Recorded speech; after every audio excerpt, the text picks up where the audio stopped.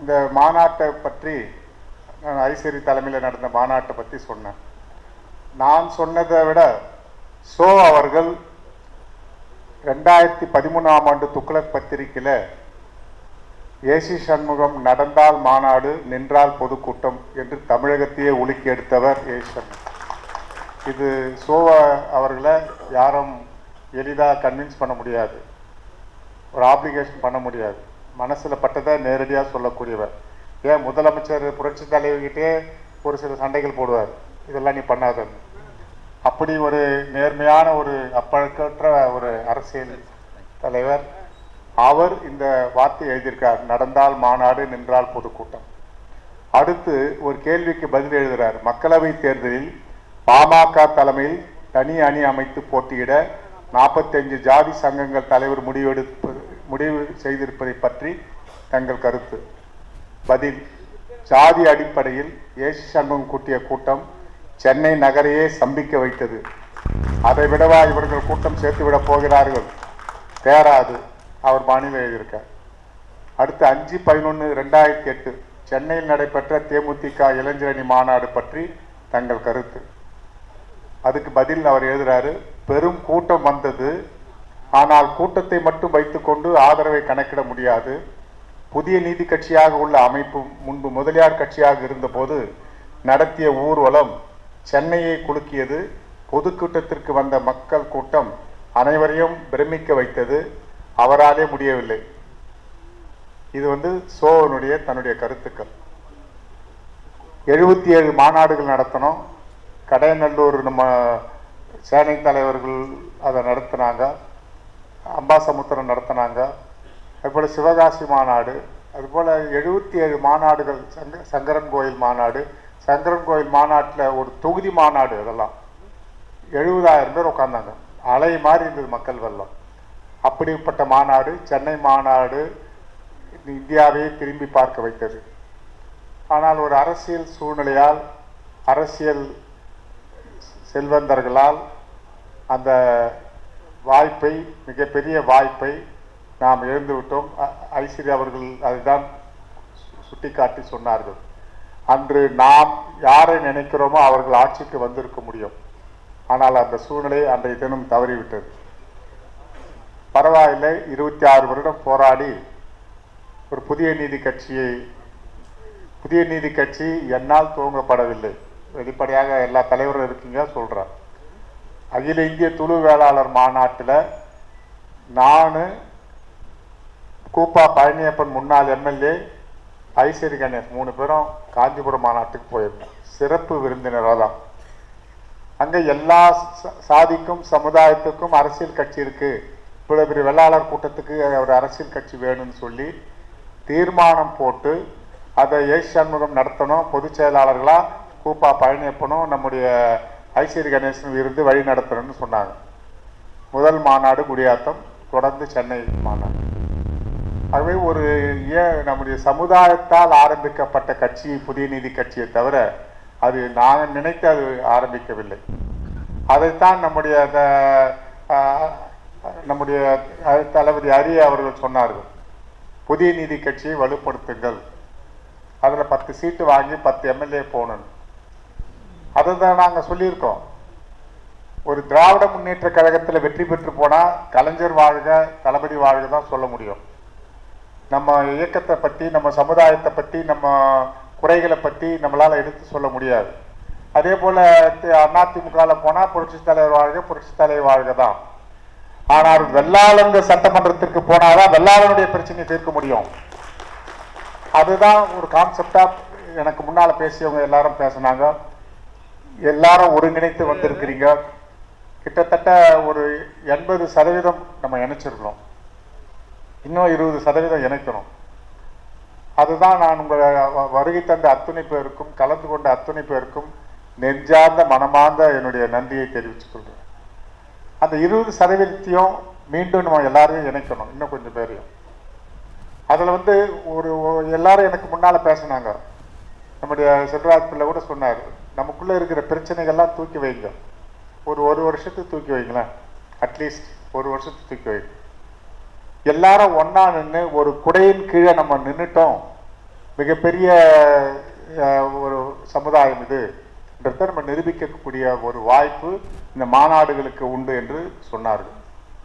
கருத்து வேறுபாடுகளை இன்னிலிருந்து மறந்துடுவோம்.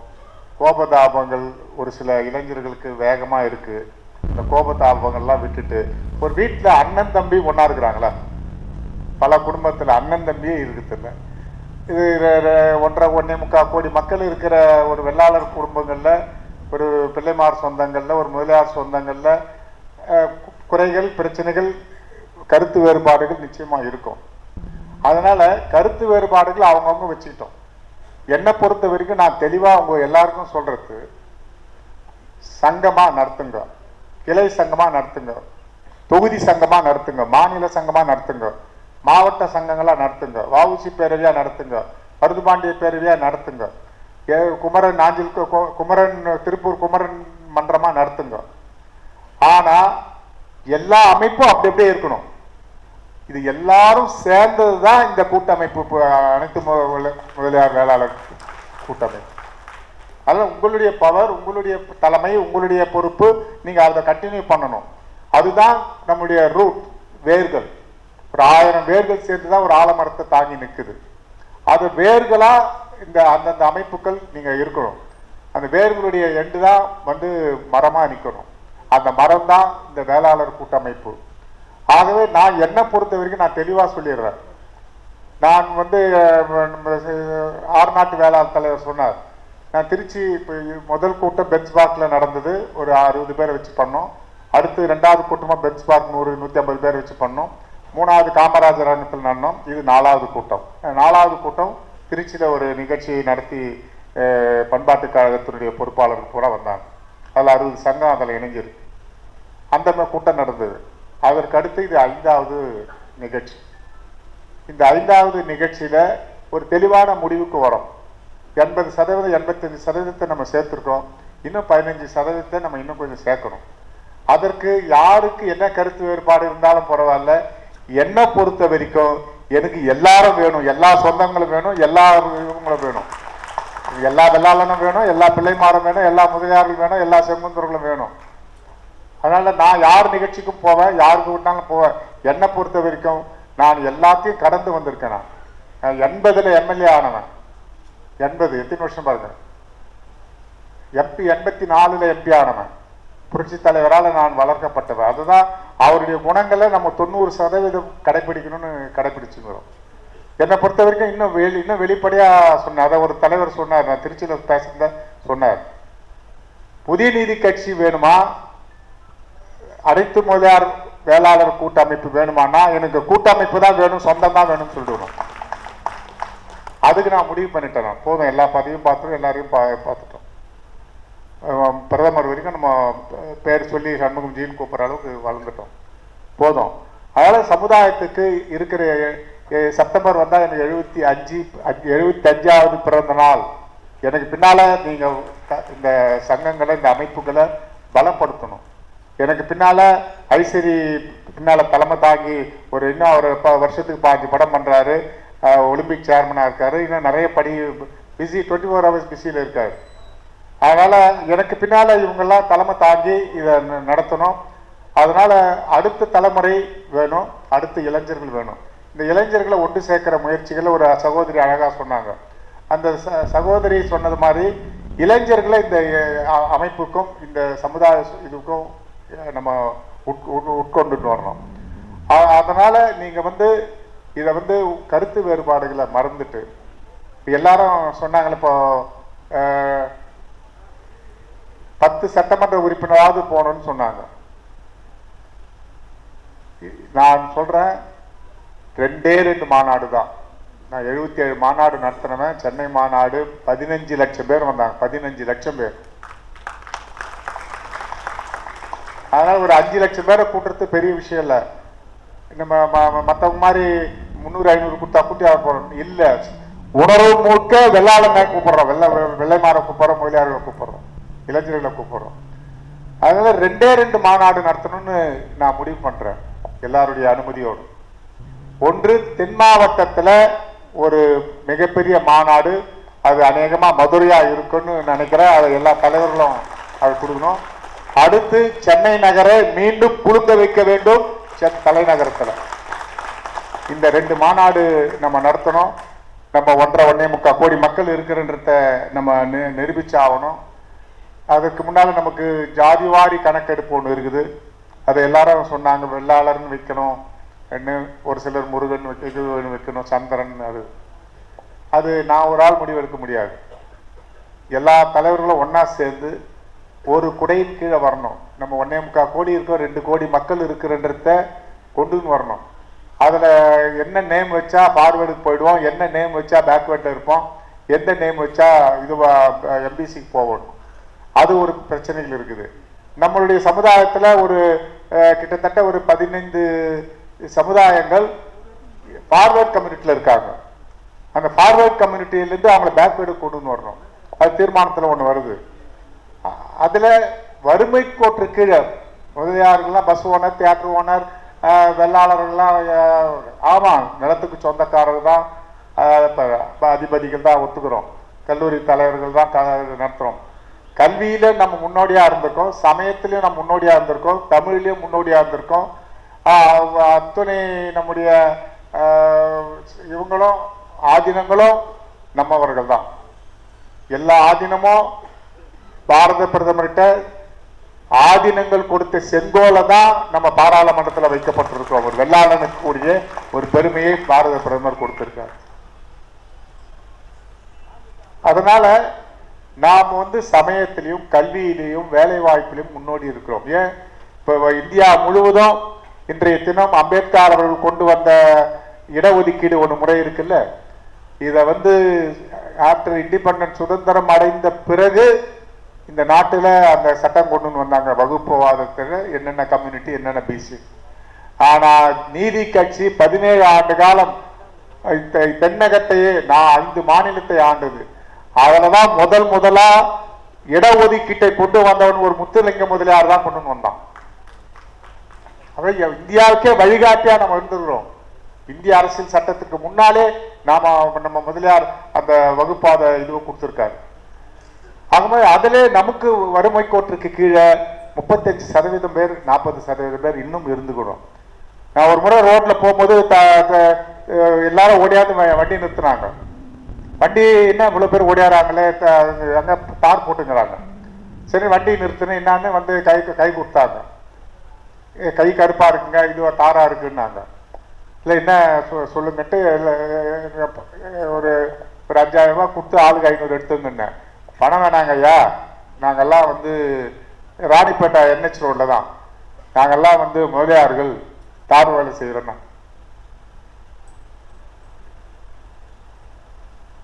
அதுபோல 35-40% பேர் இன்னும் வறுமை கோட்டிற்கே வாழ்ந்து கொண்டிருக்கிறான். வெள்ளாளர்களும் பிள்ளைமார்களும் முதலியாரும். அதை எப்படி நம்ம வேலை வாய்ப்புல கொண்டு போகணும், எப்படி நம்ம கல்வியில கொண்டு போகணும், எப்படி இடஒதுக்கீட்டுல கொண்டு போகணுன்ற முயற்சிகளை நம்ம பண்ணோம். அதுல வறுமைக்கு புரட்சி தலைவர் எம்ஜிஆர் தமிழ்நாட்டுக்கு கொண்டு வந்தார். பல எம்பிசில இருக்கிறவங்க, எஸ்சியில இருக்கிறவங்க எல்லாம் பல பேர் ஒரு வீட்டுல 5 IAS இருக்காங்க, ஒரு வீட்டுல 5 டாக்டருங்க இருக்காங்க. ஆனா வறுமை கோட்டு கீழே அந்த கம்யூனிட்டிலையும் கீழே இருக்கிறோம். அவங்களுக்கு இடஒதுக்கீடு வரணும்னா பொருளாதார அடிப்படையில தான் இந்த வகுப்பு இது இடஒதுக்கீடு கொடுக்கணும். அதுதான் புரட்சி தலைவர் எம்ஜிஆர் கொண்டு வந்தாரு. 1 ஆண்டு காலம் இருந்தது. அது எல்லா எதிர்கட்சியும் எதிர்த்ததுனால அதை வாபஸ் வாங்கினார். அதுபோல பொருளாதாரத்தில் வெள்ளாளனுக்கு, பிள்ளைமார்களுக்கும், முதலியார்களுக்கும் இடஒதுக்கீடு வேண்டும் என்று ஒரு தீர்மானத்தை இங்க முன்மொழிய போறாங்க. அதுக்கு உங்களுடைய ஆதரவை நீங்க கொடுக்கணும். ஏன்னா வறுமை கோட்டு கீழே நம்ம மேல கொண்டு வந்தாகும். அது போன்று பல்வேறு கோரிக்கைகள் நமக்கு இருக்கு. ஒரு நேம்ல எப்படி போறது, இந்த ஜாதிவாரி கணக்கெடுப்புல. அதே போல 2 மாநாடு தான். ஒன்று தென் மாவட்டத்தில் ஒரு மோனம், அநேகமாக மதுரை தலைவர்கள்லாம் நாங்கள் பார்த்துக்கிறோம், நாங்கள் பண்ணுறேன்னாரு. ரகு கூட இது பண்ணுறேன்னாரு. இன்னும் போடி நம்ம இவரு கூட நிறைய உத்தரவாதம் கொடுத்துருக்காங்க. அநேகமாக ஐயா எல்லாரும் சேர்ந்து முடிவெடுப்போம். மதுரையில் முதல் மாநாடு, 2வது சென்னை மாநாடு ஐயா. அதுக்கு பின்னால இன்னும் நிறைய இருக்கு. நம்ம இப்போ துளுவேளாளர் சங்கம் அகில இந்திய மாநாடு நடத்த போறாங்க. அதுவும் நம்ம எல்லா சொந்தங்களும் அதில் கலந்துக்குவோம். அதில் நமக்கு எவ்வளோ முயற்சிகள் என்னென்ன பண்ணுமோ அதை நான் என்னுடைய சேவைக்கு ஏற்ற மாதிரி தேவைக்கு ஏற்ற மாதிரி நான் நிச்சயமாக தொழில் மாநாட்டிற்கும் நான் முன்னிருந்து நான் நடத்துகிறேன். அதே போல் நம்முடைய செங்குந்தர் முதலியார்கள் வேலூர் மாவட்டத்தில் ஒரு மிகப்பெரிய மாநாட்டுக்கு ஏற்பாடு பண்ணிக்கிறாங்க. அந்த மாநாட்டுக்கும் நிச்சயமாக நம்ம சொந்தங்கள் எல்லாரும் கலந்துக்கணும். அதுக்கும் நம்முடைய தேவைகளை நம்ம பண்ணுவோம். அடுத்து நம்முடைய பண்பாட்டு கழகத்தில் இருக்க 60-70 சங்கங்களும் மாநாடு நடத்தணும்னு சொல்லிங்கிறாங்க. ஐயா நீங்கள் தயாராகுங்க ஐயா, நாங்கள் தயாராக இருக்கிறோங்க ஐயா. இங்கே சென்னை மாநாடை பற்றி அநேகமாக அது ஐசரி தலைமையில் தான் அந்த மாநாடு நடக்கணும். அதுக்கு எல்லாரும் உங்களுடைய ஆதரவு கொடுக்கணும்.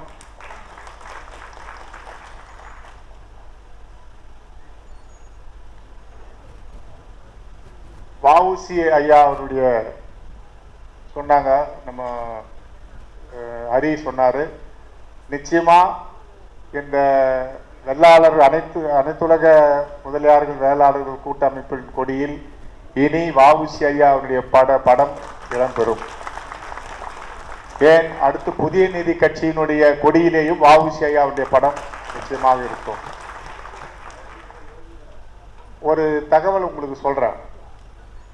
நாம் நடத்தின மாநாடு 2000 அந்த மாநாடு இப்ப நடத்திருந்தா நம்ம தான் உள்ள கோட்டையில் இருந்திருப்போம். ஒன்றும் இல்லை, என்னுடைய அருமை நண்பர் இளைய தளபதி விஜய் ஒரு 1 லட்சத்திலிருந்து ஒரு 1.5 லட்சம் பேர் கூட்டி காமிச்சாரு. ஒரு 10 லட்சம் மாதிரி தெரிஞ்சது. நம்ம நடத்துற மாநாடு குறைந்தது 5 லட்சம் பேர் மதுரையில் இருக்கணும், குறைந்தது 10 லட்சம் பேர் சென்னையில் கூடணும்.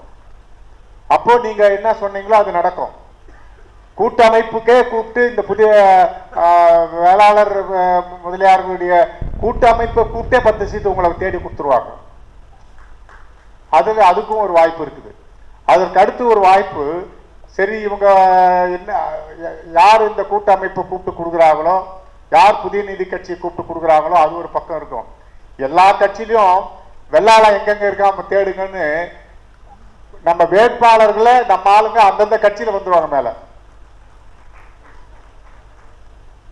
சரி எல்லா வெள்ளாளரும் ஒன்னா இருக்காங்க, எல்லா முதலியாரும் ஒன்னா இருக்காங்க, எல்லா பிள்ளைமாரும் ஒன்னா ஆயிட்டாங்க, எல்லா சிவந்த முதலியாரும் ஒன்னா இருக்காங்க, எல்லாரும் ஒன்னா ஆயிட்டாங்கன்ற முடிவோட அந்தந்த கட்சியில நம்ம ஆளுங்க அங்கங்க இருக்காங்கல்ல அவங்களுக்கு ஒரு வாய்ப்பு கிடைக்கும். அந்த ஒரு வாய்ப்பும் அதுல நிச்சயமா கிடைக்கும்.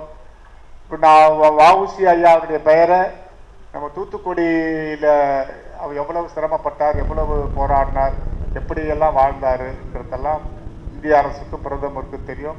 நான் பிரதமரிடம் ஒரு மனு கொடுத்துருக்கேன். வஉசி ஐயாவுடைய பெயர் தூத்துக்குடி ஏர்போர்ட்டுக்கு சூட்டணும்னு கொடுத்துருக்கேன். அது விரைவில் நிறைவேறும். அதுபோல் வஉசி ஐயாவுடைய சிலை பாராளுமன்ற வளாகத்திலே வைக்க வேண்டும் என்ற ஒரு கோரிக்கையும் நமக்கு இருக்கிறது. அதே போல பல்வேறு பிரச்சனைகள் நாம் சந்திக்க வேண்டிய நிலைமையில இருக்கின்றோம். ஆகவே நாம் எப்படி செயலாக்க வேண்டும், எப்படிப்பட்ட இது வேண்டும் என்பதெல்லாம் நீங்கள் தான் அதை முடிவு செய்ய வேண்டும் என்று இந்த நேரத்தில் சொல்லி, மக்களது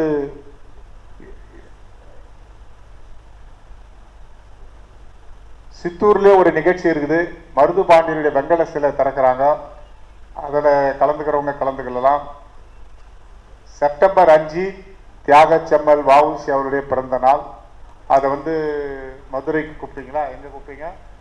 திருநெல்வேலி நெல்லை மணிமண்டபத்துக்கு. நெல்லை மணிமண்டபத்தில் தொடர்ந்து 6 ஆண்டு காலம் குரு பூஜை செய்த, மற்றவங்கெல்லாம் குரு பூஜை செய்கிறாங்களேன்னு முதலா நம் புதிய நீதி கட்சி தான் குரு பூஜையை 5 ஆண்டு காலம் தொடர்ந்து நடத்தணும் நெல்லையில். அது மீண்டும் துவக்கணும்னு சொல்லியிருக்காங்க. அதுக்கு பஸ் வேணும்னு கேட்டிருக்காங்க. அது நிச்சயமா அது நிறைவேற்றப்படும். அதே போல நம்முடைய வஉசி ஐயாவுடைய சிலை ராஜபாளையத்திலே 11 அடி சிலை, உயர்ந்த சிலை. நான் வைத்ததாவது சின்னாலப்பட்டியிலே 6 அடி சிலை, திண்டுக்கல்லிலே 7 அடி சிலை, போடியிலே 8 அடி சிலை, பழைய ராஜபாளையத்திலே ஒரு பகுதியிலே ஒன்றியத்திலே கூட ஒரு வஉசியுடைய வெங்கல சிலை இருக்கிறது. 4 சிலை நாம் கொடுத்திருக்கிறோம். இப்பொழுது 5வது சிலை 5 லட்சம் ரூபாய் கொடுத்திருக்கிறேன். 7ஆம் தேதி மிகப்பெரிய விழா அங்கே நடக்க இருக்கிறது. வஉசி ஐயாவுடைய சிலை திறப்பு விழா. அந்த சிலை திறப்பு விழாவுக்கு அழைத்திருக்கிறார்கள். அத்துணை சொந்தங்களையும் அன்போடு நான் கேட்கிறேன். தென் மாவட்டத்தில் இருக்கின்றவர்கள், ஏன் வட மாவட்டத்திலே இருந்து கூட இந்த சங்க தலைவர்கள் அந்த ராஜபாளையம் செப்டம்பர் 7ஆம் தேதி நிகழ்ச்சிக்கு வருகை தர வேண்டும் என்று நான் இந்த நேரத்தில் கேட்டுக்கொள்கிறேன். அதே போல டிசம்பரிலே வேலூரிலே செங்குந்தர் மாநாடு நடக்க இருக்கிறது, செங்குந்தர் முதலியார்கள் மாநாடு. அதிலேயும் மிகப்பெரிய நிகழ்ச்சியாக அது வரும். மொத்தத்தில் இந்த 5-6 நிகழ்ச்சிகள் நடந்தால் நம்முடைய புதிய நீதி கட்சியிலே நீங்கள் சொன்னது போன்று நிச்சயமாக அதை வலுப்படுத்தப்படும். அதை இளைஞர்கள் அதுக்கு நீங்கள் தலைமை தாங்க வாருங்கள். யார் யாரெல்லாம் அரசியலுக்கு வரணும்னு விரும்புகிறீங்களோ அதுக்கு நேரடியாக வாங்க. யார் யாரெல்லாம் கூட்டமைப்போடு இருக்கிறோமோ கூட்டமைப்பில் எந்த காரணத்துக்கும் அதை தெளிவு பண்ணி சொல்லிடுறேன். கூட்டமைப்பில் எந்த காரணத்துக்கும் அரசியல் இருக்காது. அந்த உத்தரவாதத்தை மேடையில் இருக்கிற தலைவர்கள் சொல்கிறோம். கூட்டமைப்புன்றது ஒன்லி ஃபெடரேஷன், ஒன்லி நம்ம அமைப்பு தான். அது ஒன்லி சமுதாய சங்கங்கள் தான், சொந்த சங்கங்கள் தான். அதையும் மெர்ஜ் பண்ண மாட்டோம். ஆனால் அண்ணன் தம்பி நம்ம அப்படி வச்சுக்கிறோம். அதனால கூட்டமைப்புக்கே நான் 10 எம்எல்ஏ சீட்டு கேட்கணும்னு முடிவெடுத்திருக்கேன். இந்த மாநாட்டுக்கு பின்னால கூட்டமைப்பிலே 10 சீட்டு கொடு. அது எத்தனையோ காலை தலைவர் இருக்காங்க, எத்தனையோ பேர் உழைச்சவங்க இருக்காங்க, எத்தனையோ பேர் தனவாந்தரங்கள்லாம் இருக்காங்க. அது கூட்டமைப்புக்கே 10 சீட்டு கேட்கணும். புதிய நீதி கட்சிக்கு அது வேற. கூட்டமைப்பை பிரதானப்படுத்தி கொண்டு போய் 10 சீட்டு நம்ம வாங்கணும். 10 சட்டமன்ற உறுப்பினர்கள் வருங்கால தமிழகத்திலே சட்டமன்றத்திலே நம்முடைய வெள்ளாளர்கள் இருக்க வேண்டும் என்ற என்னுடைய எண்ணத்தை நான் இந்த நேரத்திலே சொல்லி வருகை தந்த அத்துணை பேருக்கும் என்னுடைய நன்றியை தெரிவித்து ஒன்றும் இதில் ஒரு டெக்கர் வேணும், டெக்கர் சிஸ்டம் வேணும். பழனி அந்த இது கூட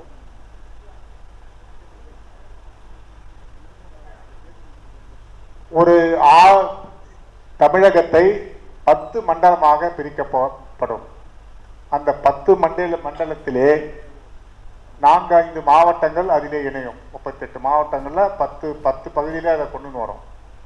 அந்த 10 பகுதியிலேயும் தலைவர்கள், பொதுச் செயலாளர்கள், மண்டல பொதுச் செயலாளர்கள், மாவட்ட பொதுச் செயலாளர்கள், மாவட்ட தலைவர்கள் இந்த பொறுப்புகளை அந்தந்த எல்லா சங்கமும் யார் யாரெல்லாம் முழு நேரம் உழைக்கிறீங்களோ, யார் யாரெல்லாம் பகுதி நேரம் உழைக்கிறீங்களோ அதை பண்ணலாம். இந்த அனைத்துலக முதலியார்கள் கூட்டமைப்புலையும் கௌரவ காப்பாளர்களாக நம்ம 3 நீதிபதிகள் எல்லா நிகழ்ச்சிக்கும் வந்திருக்காங்க. கற்பகம் வள்ளிநாயகம் ஐயா அவர்கள், நம்முடைய ராஜேந்திரன் ஐயா அவர்கள், நம்முடைய எல்லா 3 நீதி அரசர்கள் அதில் கௌரவ காப்பாளர்களாக இருப்பார்கள்.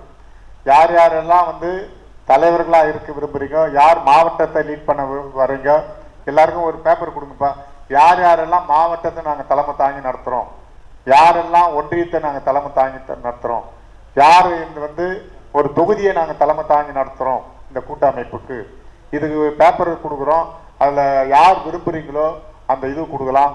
சங்கத்தில் மாநில நிர்வாகிகள் மாவட்டத்துக்கு ஆளை கொடுங்க, தொகுதிக்கு ஆளை கொடுங்க, மண்டலத்துக்கு ஆளை கொடுங்க, 4 மாவட்டத்தை ஆள்றதுக்கு ஆளை கொடுங்க. அதனால எல்லா பொறுப்பாளரையும் நான் அன்போடு கேட்டுக்கொள்வது, பவரை நம்ம டெலிகேட் பண்ணிடணும். அதே போல கூட்டமைப்பிலையும் ஒரு 6 துணைத் தலைவர்கள் வேணும், ஒரு 6 பொதுச் செயலாளர்கள் வேணும், 6 இணை பொதுச் செயலாளர்கள் வேணும், 6 துணை பொதுச் செயலாளர்கள் வேணும். அந்த 6ம் அந்தந்த மண்டலத்துக்கும் மாநில பொறுப்புகளை நம்ம கொடுக்கணும். மொத்தத்தில் எல்லாரும் இணைந்து தான் இதை நடத்த முடியுமே தவிர ஒரு தனி மனிதனாவோ ஒரு தனி அமைப்பாவோ ஒரு லீடர்களாகவோ அது பண்ண முடியாது. ஒரு சகோதரி சொன்ன மாதிரி கீழே இருந்து இளைஞர்கள் வரணும். இது அது நடுத்தரத்தில் இருக்கும். வயசான செல்வராஜ் ஐயாலேருந்து நம்ம இவர்லேருந்து நிறைய அடுத்த தலைமுறை பிடிஆர்லேருந்து நிறைய பேர் இருக்காங்க. செகண்ட் ஜென்ரேஷன், அடுத்து தேர்ட் ஜென்ரேஷன். ஒரு மனிதனுக்கு 4 கட்டம் தான். என்ன மாதிரி இருக்கவங்க நாங்கள் 4வது கட்டத்தில் இருக்கோம், சமரசத்துலேருந்து இவர்லேருந்து. அதனால நாங்கள் எங்களுக்கு பின்னால் நாங்கள் 4வது கட்டத்தில் இருக்கோம். 5 வருஷம் இருக்கலாம், 10 வருஷம் இருக்கலாம், 5 வருஷம் இருக்கலாம். அதற்கு அடுத்த தலைமுறை தலைமை தாங்க நடுத்தர வயதில் இருக்கும் வரணும். அடுத்து இளைஞர்களை வழிகாட்டி அவங்கள கொண்டு போகணும், நம்ம பண்பாடுகளை கொண்டு போகணும், நம்ம பிள்ளைகளுக்கு அதை கொண்டு போகணும்னு எல்லாம் சொன்னாங்க. ஒருத்தர் பிள்ளைகள்லாம் வரணும்னு. இந்த பிள்ளைகளெல்லாம் மாநாட்டுக்கு நம்ம கூடுவோம். நம்ம உயர்ந்த இனம் நம்முடைய இனம், பெருந்தன்மையான இனம் நம்ம இனம். நாட்டாமை செய்து பழக்கப்பட்ட இனம் நம்முடைய இனம். கல்வியிலே முன்னோடியாக இருந்த இனம் நம்முடைய இனம்.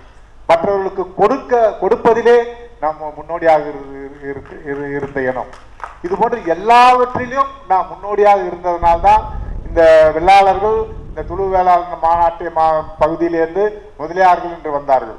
ஏன் சென்னை பல்கலைக்கழகத்துக்கு உலகம் முழுவதும் சென்னை பல்கலைக்கழகம் தான் தெரியாது, ஏஎல் முதலியார் யூனிவர்சிட்டி தான் தெரியும்.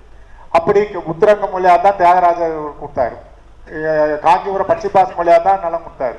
இந்த பல கல்லூரிகளுக்கு இடம் கொடுத்தவனே இந்த வெள்ளாளர்கள் தான். அதனால கல்வியில நாம முன்னிருந்தோம், தொழில முன்னிருந்தோம், நாட்டாமையில முன்னிருந்தோம், வழி நடத்த முன்னிருந்தோம், எல்லாத்திலும் முன்னோடியாக நம்ம இருந்திருக்கோம்.